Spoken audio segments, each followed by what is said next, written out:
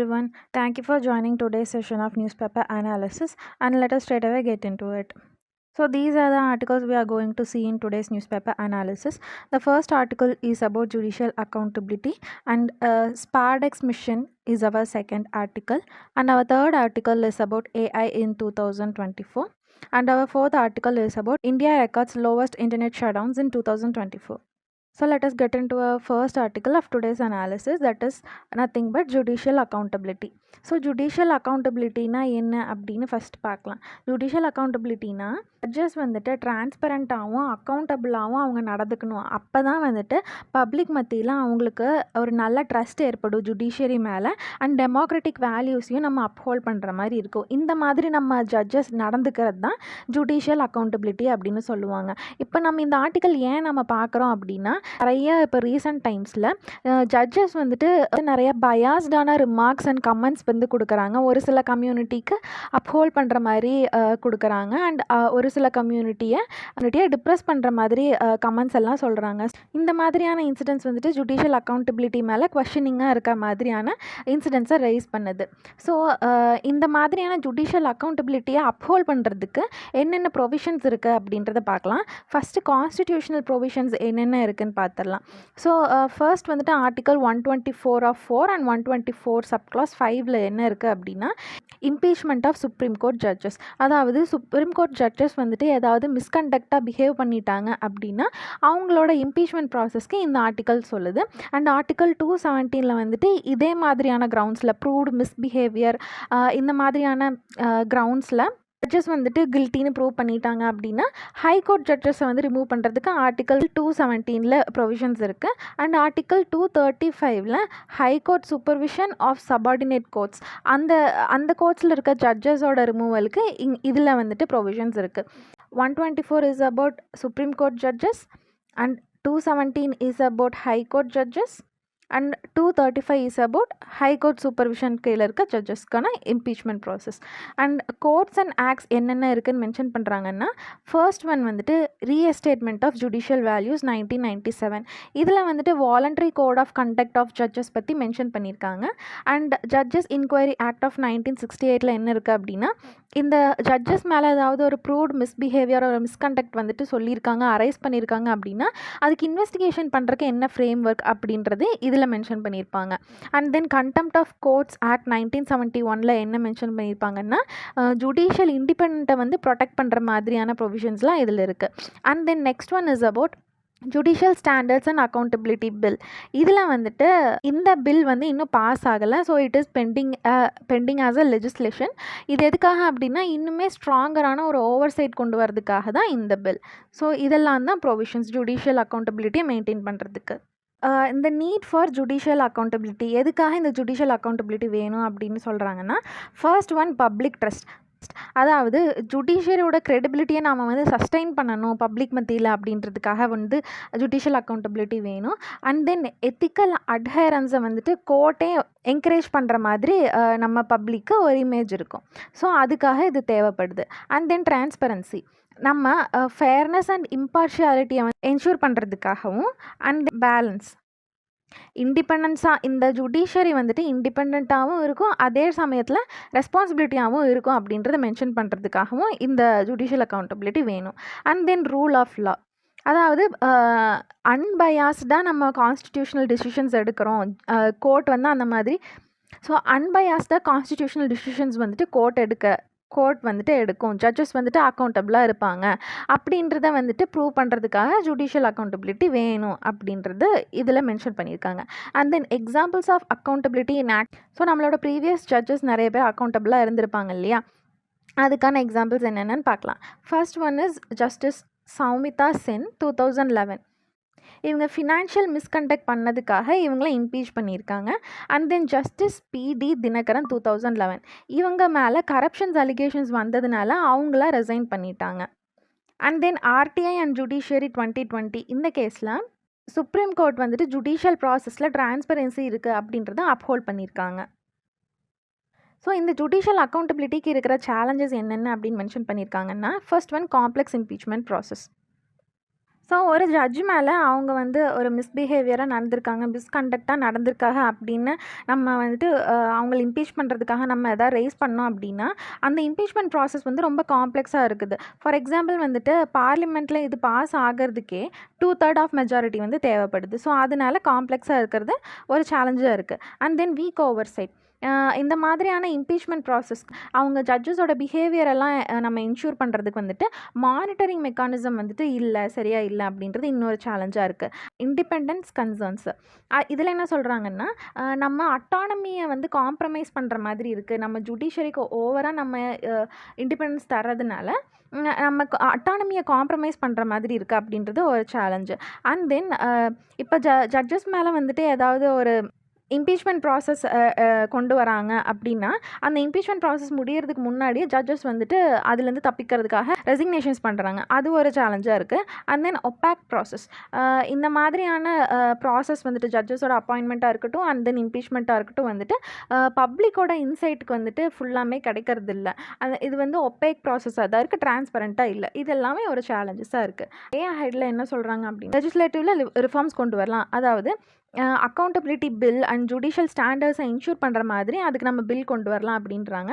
And then strengthening oversight. இப்போ நம்ம இண்டிபெண்ட்டாக ஒரு பாடியை வந்து கொண்டு வரணும் ஓவர் சைட் பண்ணுறதுக்காகவே அப்படின்றது இன்னொரு வே ஹெடாக சொல்கிறாங்க. And then update guide. நம்ம எத்திக்கல் கண்டக்ட் ரூல்ஸை என்ஃபோர்ஸ் பண்ணுறதுக்காகவும் அதை கோடிஃபை பண்ணுறதுக்காகவும் ஒரு கைட்லைன்ஸை வந்துட்டு கொடுக்கணும் அப்படின்னு சொல்கிறாங்க. அண்ட் தென் டிரான்ஸ்பரன்சியை மெயின்டைன் பண்ணணும். ஜுடிஷியல் ஆக்டிவிட்டீஸையும் ஜட்மெண்ட்ஸையும் அவங்க ஜட்ஜஸ் கொடுக்குறாங்க இல்லையா, அதை வந்து நம்ம ரெகுலராக பப்ளிஷ் பண்ணணும் அப்படின்னு சொல்கிறாங்க. And then training. நம்ம எத்திக்கல் ட்ரைனிங் வந்து ஜட்ஜஸ்க்கு கண்டிப்பாக ரெகுலராக கொடுத்துட்டே இருக்கணும் அப்படின்றத சொல்கிறாங்க. ஸோ இதெல்லாமே வந்துட்டு வே ஃபார்வர்டாக இருக்கலாம். So that's it about this article. So our next article is about SpaDeX mission. இஸ்ரோவோட PSLV C60 இதை தான் நம்ம இன்னொரு நேமிங்காக ஸ்பார்டெக்ஸ் மிஷன் அப்படின்னு சொல்லுவாங்க. இதை வந்துட்டு December 30 அதாவது இன்றைக்கி வந்து லான்ச் பண்ண போகிறாங்க. எதுக்காக அப்படின்னா இந்தியாவோட ஸ்பேஸ் எக்ஸ்ப்ளோரேஷன் கேப்பபிலிட்டிஸை இன்னும் அட்வான்ஸ் பண்ணுறதுக்காக நம்ம வந்து இது பண்ண போகிறோம். ஸோ இந்த மிஷனோட ஓவர்வியூவாக என்ன சொல்லியிருக்காங்க அப்படின்னு பார்க்கலாம். ஃபர்ஸ்ட் லான்ச் வெஹிக்கல் நம்ம சொன்ன மாதிரியே PSLV C60 polar satellite launch vehicle C60 இதை வந்து யூஸ் பண்ண போகிறோம். கோர் அலோன் கான்ஃபிகரேஷன் அப்படின்னு இதை சொல்லுவாங்க இந்த C60 அப்படின்றத. இந்த மிஷனோட அப்ஜெக்டிவ்ஸ் என்ன அப்படின்னு மென்ஷன் பண்ணுறாங்கன்னா ப்ரைமரியாக எதுக்காக அப்படின்னா docking and undocking between 2 space crafts அதுவுமே வந்துட்டு எக்ஸம்ஷனலாக பெர்ஃபார்ம் பண்ணணும் அப்படின்றத டெமான்ஸ்ட்ரேட் பண்ணுறது தான் இதனோட ப்ரைமரி ஆப்ஜெக்டிவ். இதனோட செகண்டரி ஆப்ஜெக்டிவ்ஸில் என்னென்ன அப்படின்னா இப்போது அந்த 2 ஸ்பேஸ் கிராஃப்ட்டும் டாக் ஆனதுக்கப்புறம் அதில் இருக்கிற எலக்ட்ரிக்கல் பவர்ஸை ட்ரான்ஸ்ஃபர் பண்ணிக்கிறது தான் இதனோட செகண்ட் ஆப்ஜெக்டிவில் ஒன்று. அண்ட் தென் டாக் ஆனதுக்கப்புறமா அந்த 2 டாக்டு ஸ்பேஸ் கிராஃப்ட்ஸ்லேயும் பேலோட் ஆப்ரேஷன்ஸை வந்துட்டு காம்போசிட்டாக கண்ட்ரோல் பண்ணுறது தான் வந்துட்டு இதனோட செகண்டரி ஆப்ஜெக்டிவாக இருக்குது. அண்ட் தென் இதனோட கீ ஃபியூச்சர்ஸ் என்னென்ன அப்படின்னு மென்ஷன் பண்ணுறாங்கன்னா சேட்டலைட்ஸ். இதில் யூஸ் பண்ணக்கூடிய சேட்டலைட்ஸ் என்னென்ன அப்படின்னா SDX-01 இதை வந்துட்டு சேசர் அப்படின்னு சொல்லுவாங்க. அண்ட் தென் XDX-02 இதை வந்துட்டு டார்கெட் அப்படின்னு சொல்லுவாங்க. இந்த ரெண்டுமே வந்துட்டு அப்ராக்சிமேட்லாம் 220 கிலோகிராம் இருக்கும் அப்படின்னு சொல்கிறாங்க. இதனோட ஆர்பிட் என்னென்ன மென்ஷன் பண்ணுறாங்கன்னா 470 கிலோமீட்டர் சர்க்குலர் ஆர்பிட்டாக இருக்கும். அண்ட் தென் 55 டிகிரி இன்க்ளினேஷனில் இருக்கும் அப்படின்றத மென்ஷன் பண்ணுறாங்க. இதனோட டாக்கிங் ப்ராசஸ் எப்படி இருக்கும் அப்படின்னா 20 கிலோமீட்டர் செப்பரேஷன் வந்துட்டு ப்ராக்ரெஷன்லேருந்து அண்ட் தென் 3 மீட்டர் வந்துட்டு டாக்கிங் டிஸ்டன்ஸாக இருக்கும் அப்படின்றத மென்ஷன் பண்ணுறாங்க. அண்ட் தென் பவர் டெமான்ஸ்ட்ரேஷனில் என்ன சொல்கிறாங்கன்னா இதனோட செகண்டரி அப்ஜெக்டிவில் சொல்லியிருக்க மாதிரி 2 டாக்டு ஸ்பேஸ் கிராஃப்டில் வந்துட்டு எனர்ஜி ட்ரான்ஸ்ஃபர் நடக்கிறத ஒரு கீ ஃபியூச்சராக இருக்குது. இதனோட சிக்னிஃபிகன்ஸ் தான் என்னென்ன சொல்கிறாங்க அப்படின்னா first one is technological advancement. அதாவது இந்தியாவோட future projects Bharatiya Antariksh station அதாவது இந்தியாவோட own space station and then lunar missions நம்ம இன்னும் பண்ண போகிறோம் இல்லையா, இந்த மாதிரியான ஃப்யூச்சர் மிஷன்ஸ்க்கு வந்துட்டு சப்போர்ட் பண்ணுறதுக்கு இந்த ஒரு டெக்னாலஜிக்கல் அட்வான்ஸ்மெண்ட்டாக இருக்குது அப்படின்றது ஒரு சிக்னிஃபிகன்ஸ். அண்ட் தென் ககன்யான் மிஷனும் நம்ம இப்போ பண்ண போகிறோம். ஸோ அதுக்குமே இது இன்னும் ஹெல்ப்ஃபுல்லாக இருக்கும் அப்படின்றது இன்னொரு significance. And then economic impact. இந்த மிஷன் நம்ம கொண்டு வரதுனால நம்ம சேட்டலைட் இன்கேஸ் ஃப்யூச்சரில் ரிப்பேர் ஆகிடுச்சு அப்படின்னா ஆர்எல்ஸ் ஏதாவது ஃபியூயலிங் வந்துட்டு கம்மியாகிடுச்சு அப்படின்னா நம்ம இந்த மாதிரியான டெக்னாலஜி யூஸ் பண்ணி 2 ஸ்பேஸ் கிராஃப்டை டாக்கிங் பண்ணிவிட்டு ரீஃப்யூயலிங் ஆக்டிவிட்டீஸை நம்ம மேற்கொள்ளலாம். ஸோ இது வந்துட்டு ஒரு காஸ்ட் கட்டிங்காக இருக்குது. ஸோ அதனால நம்ம எக்கானமி வைஸில் இது ஒரு சிக்னிஃபிகன்ஸாக இருக்குது. அண்ட் தென் குளோபல் கொலாபரேஷன், இந்தியாவோட பார்ட்டிசிபேஷன் இந்த மாதிரி இன்டர்நேஷ்னல் ஸ்பேஸ் ஸ்டேஷன் ப்ராஜெக்ட்ஸில் வந்துட்டு ஒரு நல்ல பொசிஷன் எடுத்துக்கிச்சு அப்படின்னா நாம் இன்னும் மற்ற குளோபல் கண்ட்ரிஸோட ஒரு கொலாபரேஷன் வச்சுக்கலாம், அந்த டெக்னாலஜி ட்ரான்ஸ்ஃபர் கூட பண்ணலாம் அப்படின்றது தான் இதனோட significance. So that's it about this article.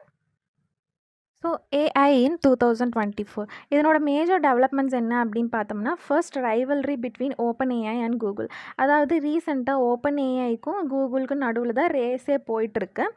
Because யார் வந்துட்டு நல்ல அட்வான்ஸ்டாக ஏஐ வந்து கொண்டு வராங்க அப்படின்றது.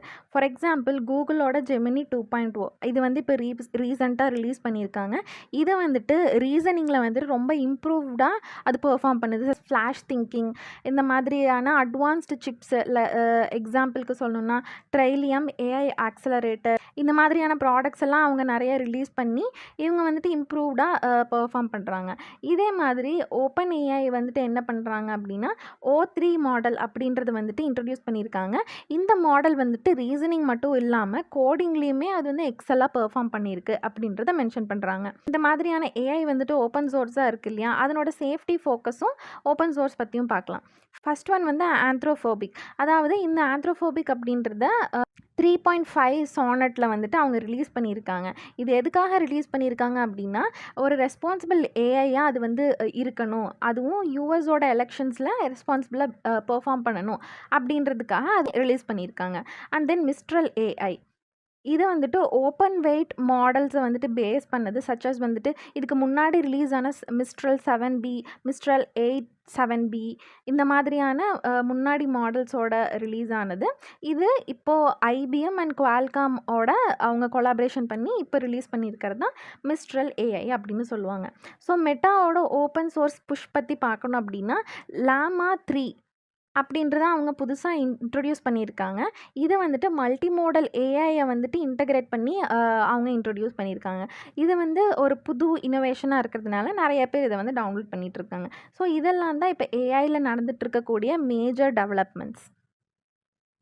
ஸோ இந்த மாதிரியான ஏஐயோட ஆக்சசிபிலிட்டியை இன்னுமே வைடனாக இருக்குது, அதனோட ஸ்கோப் வந்துட்டு இன்னுமே வைடனாக ரேஞ்ச் ஆகிட்டு இருக்குது இல்லையா, அதை பற்றி பார்க்கலாம். ஃபர்ஸ்ட் வந்துட்டு ஸ்மார்ட் ஃபோன்ஸ் ஆர் டேப்லெட்ஸ்.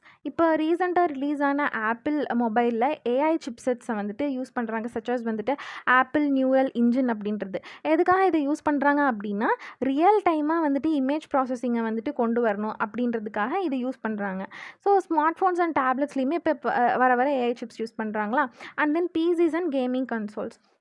நம்ம வந்து கேமிங்ஸ் விளையாடுறப்ப டிரான்ஸ்கிரிப்ஷனை எனேபிள் பண்ணுறதுக்காகவும் வீடியோ எடிட்டிங் பண்ணுறதுக்காகவும் இன்னுமே நல்லா அட்வான்ஸ்டாக அந்த அனிமேஷன்ஸ்லாம் ஒர்க் பண்ணணும் அப்படின்றதுக்காக PCஸ்லேயும் கேமிங் கன்சோல்ஸ்லையும் நம்ம யூஸ் பண்ணுறோம். ஸோ இந்த மாதிரி அதனோட ஸ்கோப்பும் வைடன் ஆகிட்டு இருக்கு. ஸோ டேலண்ட் இம்பரேட்டிவில் என்ன சொல்ல வராங்க அப்படின்னா பிரெயின் ட்ரெயின் வந்துட்டு ஒரு ரீசனாக இருக்குதுன்னு சொல்கிறாங்க. பிகாஸ் இந்த ஓப்பன் ஏஐ நம்ம வந்து நிறைய பேர் யூஸ் பண்ண கீ டேலண்ட்டை வந்துட்டு நம்ம இழந்துருவோம். பிகாஸ் அதையே நம்ம ஃபோக்கஸ் பண்ணிகிட்டு இருக்கிறதுனால நம்ம வந்துட்டு பிரெயின் ட்ரெயின் நடக்குது அப்படின்றத சொல்கிறாங்க. அண்ட் குளோபல் மொபிலிட்டி இதில் என்ன சொல்கிறாங்கன்னா 11% ஆஃப் ஏஐ எக்ஸ்பர்ட் வந்துட்டு 5 இயர்ஸுக்கு ஒருக்கா இன்டர்நேஷ்னலாக ரீலொகேட் ஆகிட்டே இருக்கிறாங்க அப்படின்றதையும் மென்ஷன் பண்ணியிருக்காங்க. ஸோ இதனோட ஸ்ட்ராட்டஜிக் இம்ப்ளிகேஷன்ஸ் என்னென்னவா இருக்கலாம் அப்படின்னா, ஃபர்ஸ்ட் ஒன் காம்படிட்டிவ்னஸ். அதாவது இந்த மாதிரி ஓப்பன் சோர்ஸ் மாடல் நம்ம யூஸ் பண்ணுறோம், மெட்டா, மிஸ்ட்ரல் இந்த மாதிரி எல்லாம் நம்ம யூஸ் பண்ணோம் அப்படின்னா இனோவேஷனை வந்து அது டெமோக்ரட்டிசைஸ் பண்ணுது அப்படின்றது ஒரு காம்படிட்டிவ்னஸில் இருக்க ஒரு இம்ப்ளிகேஷன். அண்ட் தென் வந்துட்டு quantum computing and then accelerators இதில் எல்லாத்தையுமே நம்ம வந்துட்டு இன்வெஸ்ட்மெண்ட் அதிகப்படுத்துறது வந்து ஒரு ரிசோர்ஸ் ரேஸை தான் இன்னுமே இன்டென்சிஃபை பண்ணோம் நிறைய கம்பெனிஸ்க்கு மத்தியில். அண்ட் தென் ஈவன் கண்ட்ரீஸ்க்கு கூட வந்துட்டு இந்த மாதிரி ரிசோர்ஸ் ரேஸ் வந்து எக்ஸ்டெண்ட் தான் பண்ணும் அப்படின்றது ஒரு இம்ப்ளிகேஷனாக இருக்குது. அண்ட் தென் நேஷ்னல் பாலிசி இதில் என்ன சொல்கிறாங்கன்னா, நம்ம கண்ட்ரீஸ் வந்துட்டு ரிசர்ச், எஜுகேஷன் அண்ட் டேலண்ட் அக்விசிஷனில் வந்துட்டு ரொம்ப எம்ஃபசைஸ் பண்ணணும். இந்த மாதிரி ஏஐயில் வந்துட்டு நம்ம பண்ணுறதை விட இதில் பண்ணலாம் அப்படின்னு சொல்கிறாங்க. அண்ட் தென் குளோபல் கவர்மெண்ட்ஸ்க்கு மத்தியில் அண்ட் தென் ப்ரைவேட் பிளேயர்ஸ் மத்தியில் இப்போ சச்சஸ் வந்துட்டு இந்த மாதிரி ஓப்பன் ஏஐ, மெட்டா இந்த மாதிரியான ப்ரைவேட் பிளேயர்ஸ்கிட்டையுமே நம்ம வந்து கொலாபரேஷன் வச்சுக்கிறது கண்டிப்பாக எசென்ஷியல். எதுக்காக அப்படின்னா நம்ம ஏஐயை எத்திக்கலாக ஈஸியாக யூஸ் பண்ணுறதுக்காக வந்து அது கண்டிப்பாக இந்த மாதிரி கொலாபரேஷன் வச்சுக்கிறது ரொம்ப எசென்ஷியல் அப்படின்றத சொல்கிறாங்க. இதுதான் நம்ம நேஷனல் பாலிசியில் நம்ம கன்சிடர் பண்ணணும்னு சொல்கிறாங்க. And then economic transformation. நம்ம எலக்ட்ரானிக்ஸில் நம்ம இப்போ யூஸ் பண்ண ஆரம்பிச்சிட்டோம் இல்லையா, சச்சஸ் மொபைல் ஃபோன்ஸ், டேப்லெட்ஸ் அந்த மாதிரி. இதை வந்து நம்ம ஒரு ஆன் டிவைஸ்க்கு ஏற்ற மாதிரி ஏஐ வந்து ரீஷேப் பண்ணணும் அப்படின்றத சொல்கிறாங்க. அண்ட் தென் இந்த மாதிரியான ஏஐ வந்துட்டு நிறைய ப்ரைவேட் பிளேயர்ஸ் சச்சஸ் வந்துட்டு ஆப்பிளுக்கு ஒரு மேஜர் க்ரோத் ஆக்சலரேட்டராக இருக்குது. சச்சஸ் இப்போ அவங்க ஆப்பிள் யூஸ் பண்ணியிருக்கிற அந்த ரியல் டைம் இமேஜிங் ப்ராசஸை என்ஹான்ஸ் பண்ணுறதுக்கு யூஸ் பண்ணியிருக்காங்க இல்லையா, அதுவே வந்துட்டு நிறைய ட்ரில்லியன்ஸில் அவங்களுக்கு வந்துட்டு ப்ராஃபிட்டை வந்து கொண்டு வந்து கொடுத்துருக்கு அப்படின்னு சொல்கிறாங்க. So that's it about this article. Next article is India records lowest internet shutdowns in 2024. அதாவது நிறைய இன்டர்நெட் ஷட் டவுன்ஸ் வந்துட்டு நடந்துட்டுருக்கும் இல்லையா, அதில் 2024 தான் இருக்கிறதுலே கம்மியான இன்டர்நெட் ஷட் டவுன்ஸ் வந்துட்டு இந்தியாவில் ஹேப்பன் ஆயிருக்குன்னு சொல்கிறாங்க. அதுவுமே இப்போ 2024 அப்ராக்சிமேட்டாக 60 டைம்ஸ் வந்துட்டு இன்டர்நெட் ஷட் டவுன் வந்து நடந்திருக்கு இந்தியாவில். இதுதான் வந்துட்டு லாஸ்ட் ப்ரீவியஸாக கம்பேர் பண்ணுற 8 இயர்ஸ்லேயே வந்துட்டு லோவஸ்டான இன்டர்நெட் ஷட் டவுன்ஸ் அப்படின்னு சொல்கிறாங்க. பிகாஸ் ஃபார் எக்ஸாம்பிள் வந்துட்டு 2023 96 டைம்ஸ் வந்துட்டு இன்டர்நெட் ஷட் டவுன் நடந்திருக்கு. அண்ட் 2020 வந்துட்டு 132 டைம்ஸ் வந்துட்டு இன்டர்நெட் ஷட் டவுன் நடந்திருக்குன்னு சொல்கிறாங்க. ஸோ இதெல்லாம் பாஸ்ட். ஸோ லாஸ்ட் 8 இயர்ஸில் இன்டர்நெட் ஷட் டவுன்ஸ் வந்துட்டு இந்தியாவோட குறைஞ்சிருக்கு அப்படின்னு சொன்னாலுமே இந்த இன்டர்நெட் ஷட் டவுனை வந்துட்டு ரொம்ப அதிகமாக யூஸ் பண்ணுறதுல இந்தியாவும் ஒரு வேர்ல்டு லெவலில் பார்த்தா லீடராக இருக்காங்க அப்படின்னு சொல்கிறாங்க. ஸோ இதனோட மேஜர் இம்பேக்ட் ஏரியாஸ் எங்கெங்க அப்படின்னு பார்த்தோம்னா, ஃபர்ஸ்ட் ஒன் வந்துட்டு ஜம்மு அண்ட் காஷ்மீர் அண்ட் மணிப்பூர். எதனால் அப்படின்னா அன்ரெஸ்ட் வந்துட்டு இங்கே நடந்துகிட்ருக்கு இல்லையா, பிகாஸ் ஜம்மு அண்ட் காஷ்மீர்னால் பார்த்தோம்னா அது வந்துட்டு பாகிஸ்தான் அண்ட் சைனா அந்த எல்ஐசி ரீஜனில் வந்துட்டு நிறையா கிளாஷஸ் போயிட்டுருக்கிறதுனால அங்கே வந்து இன்டர்நெட் ஷட் டவுன்ஸ் நம்ம நடந்துச்சு. And then same in case of மணிப்பூரில் இப்போ ரீசெண்டாக நடந்த ப்ராப்ளம்ஸ். ஸோ அதனாலேயும் இப்போ இன்டர்நெட் ஷட் டவுன்ஸ் நிறையா ஹேப்பன் ஆயிருக்கு. அண்ட் தென் ஹரியானா ரீஜன்லையும் சேம் அதே மாதிரியான இந்த ஃபார்மர்ஸ் அஜிடேஷன் நடந்துச்சு இல்லையா, அதனால் அங்கே வந்து ஷட் டவுன் நடந்திருக்கு. ஸோ எதுக்காக இந்த மாதிரி ஷட் டவுன்ஸ் நடக்குது அப்படின்னா, இந்த இன்டர்நெட் ஷட் டவுன்ஸ் வந்துட்டு ஃபுல்லாமே ஷட் டவுன் பண்ணிட மாட்டாங்க. ஃபார் டெம்பரவரி அண்ட் ஃபிக்ஸட் டியூரேஷனுக்காக மட்டும்தான் இன்டர்நெட் ஷட் டவுன்ஸ் வந்துட்டு இம்போஸ் பண்ணுவாங்க. ஆஃபன் அதை வந்துட்டு அந்த சுச்சுவேஷன் வந்துட்டு கண்ட்ரோல் ஆகலை அப்படின்னா அதை ஆஃபன் எக்ஸ்டெண்டும் பண்ணுவாங்க.